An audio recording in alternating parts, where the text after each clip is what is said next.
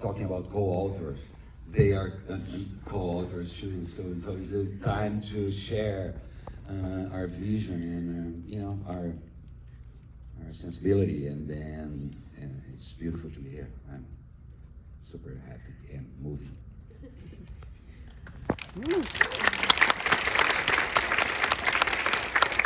It's a little bit hard to see from here, so just keep your hands up until we find you. Yes, go ahead. Walter, could you explain your reasoning for not showcasing explicit images of torture in your film?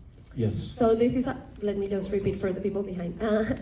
So this is a question about like his decision to not portray explicit images of torture. Well, first and foremost, the book is a narrative about the mother, about Eunice Paiva.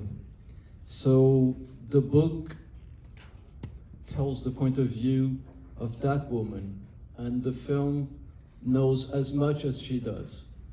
This is what she witnessed. It would have been unfair to Marcelo and to the story to just jump from the perspective of somebody who knows everything, as opposed to be in her perspective of actually being in prison without knowing why she was there, and especially having all those echoes of torture going around in her head without managing to have a grab of what was happening. The violence of that, the emotional violence of that, really, when I read the book, struck me profoundly. And in the film, many filmmakers say that cinema is the invisible that complements the visible. And what you don't see sometimes is stronger than what you see. And I think we have so many great films about what physically happened. But what maybe Marcelo's perspective brings is the fact that we are telling the story from the point of view of those who weren't directly involved in it, but were still the victims of that kind of state violence. And that is terrible, because you don't know why, and yet you're submitted to a form of authoritarian violence that is psychological, emotional, but also physical, And so we bonded with that. We bonded with the book, and we bond with Eunice. And it was quite difficult to find that this razor edge, I would say, because in real life she's a character who was always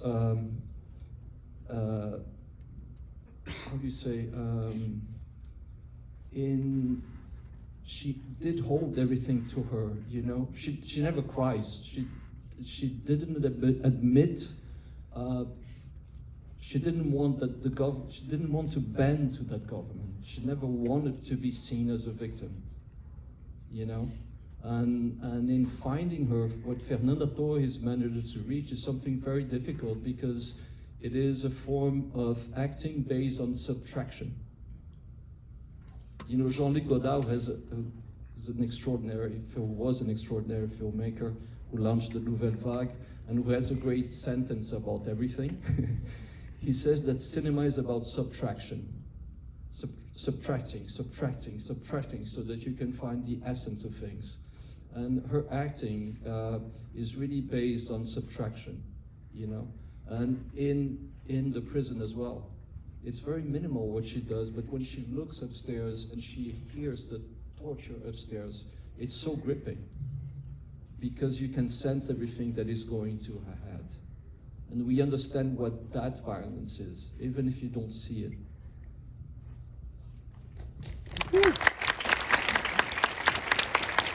Here next to the stairs, go ahead. Both of you have experience recreating the life of real people, but this time was much closer to home. You were raised in Rio in the 70s. So how different was this process from what both of you have experienced before? So this is a question about how, because this film is like more personal and closer to your personal stories, how different it was to make this film from like previous works that you've done. In a way, the starting point was, you're completely right, so different from the others, because I was really good friends with Nalu, you know, the sister in the middle of the story, and I remained really good friends with her, and therefore the responsibility was like 10 times bigger than in the other films. But you know, at the beginning when I came in, I saw this incredible room.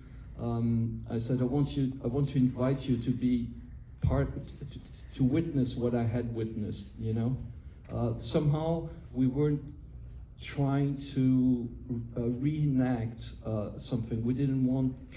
I didn't think about characters. I really wanted to have a sense of as if you were with that family for 2 hours and 15 minutes. You know, it changes a little bit the tone. The way it was shot also suffers is slightly transformed because we shot completely chronologically, to the point where when the little girl Babiu is looking at the house being dismantled, it's really, she's looking as a character at that, but she's also looking as a young actress to the end of her voyage in that specific film, you know? And that changes, that alters completely everything. We rehearsed way before the time in that house. We occupied that house. We lived in it. I think that the house is a character of the film, as it is of the book. And then we, based on that, we managed to improvise. I mean, this guy made incredible improvisations, like the one with, I broke my thing, and then up he goes, and he improvises in the logic of those characters, you know?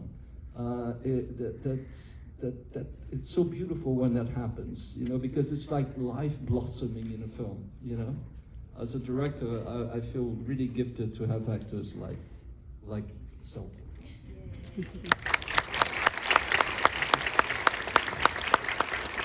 Yeah, same here. And then, yeah, we live as a family, and we spend great moments together during the process, not only the shooting, but the process before shooting. And then you asked me how personal was to me, like, because I grew up in Rio, etc. But interesting, because I don't.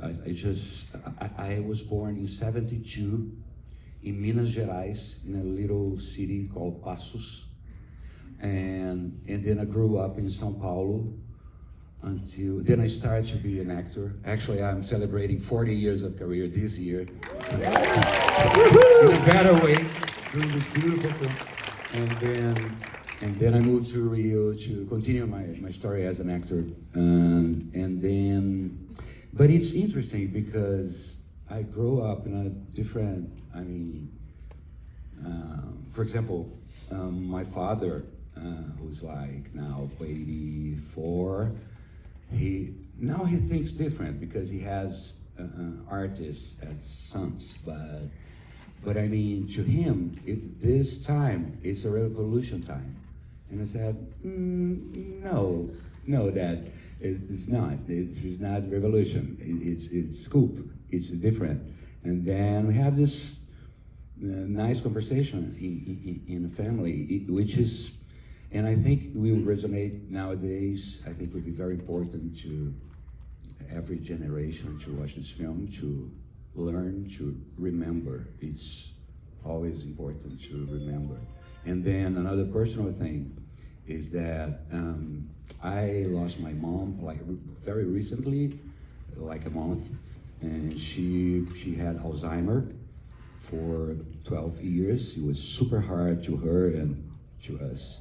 And then, so how hard was, you know, to do this film talking about memory, having my experience at home, and then seeing Fernando Montenegro at the end, totally related to my mom. I mean, so I think that's why this film is so personal, because it comes from inside. It's an impression. And then Walter has this beautiful way to express the impression.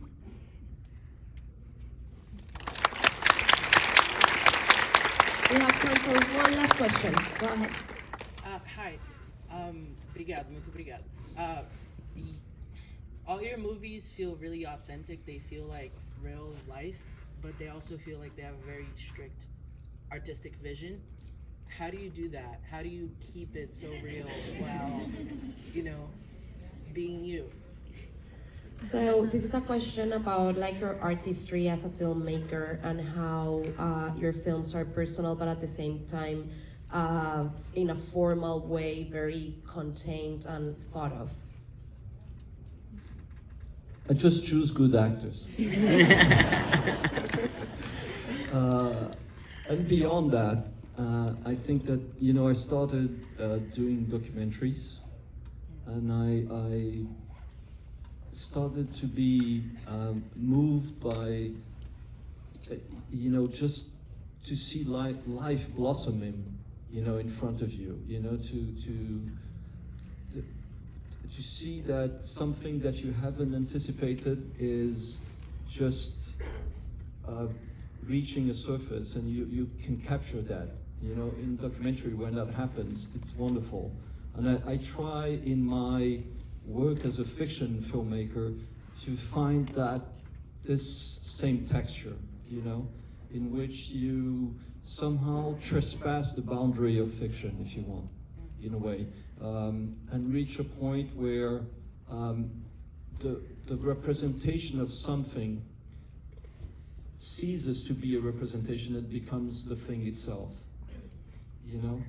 It's not that easy to verbalize this, to put it into words, because it is impressionistic in terms, but it's I would say that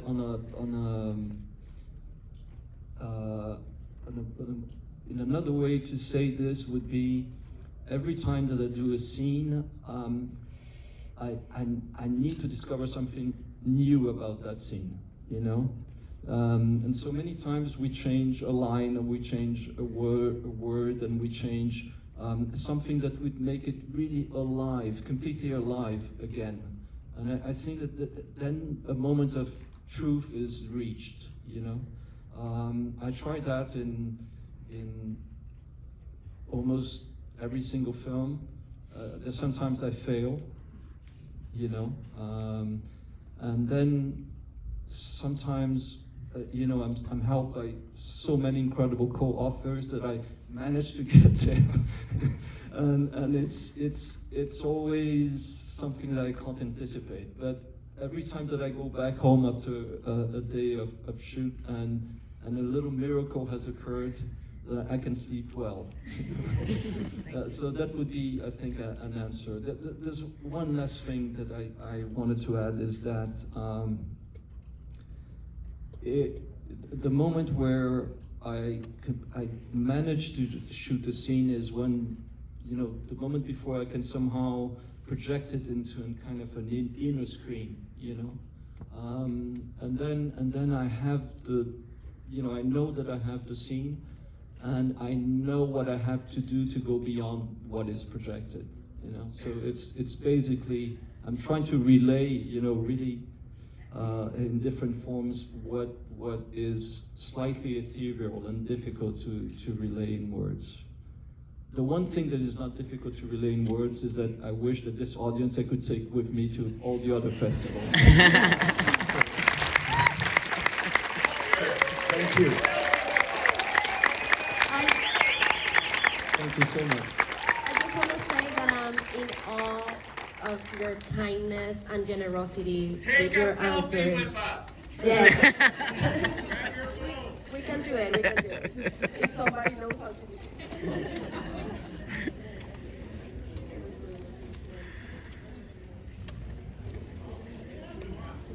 We look beautiful. We are pre-digital.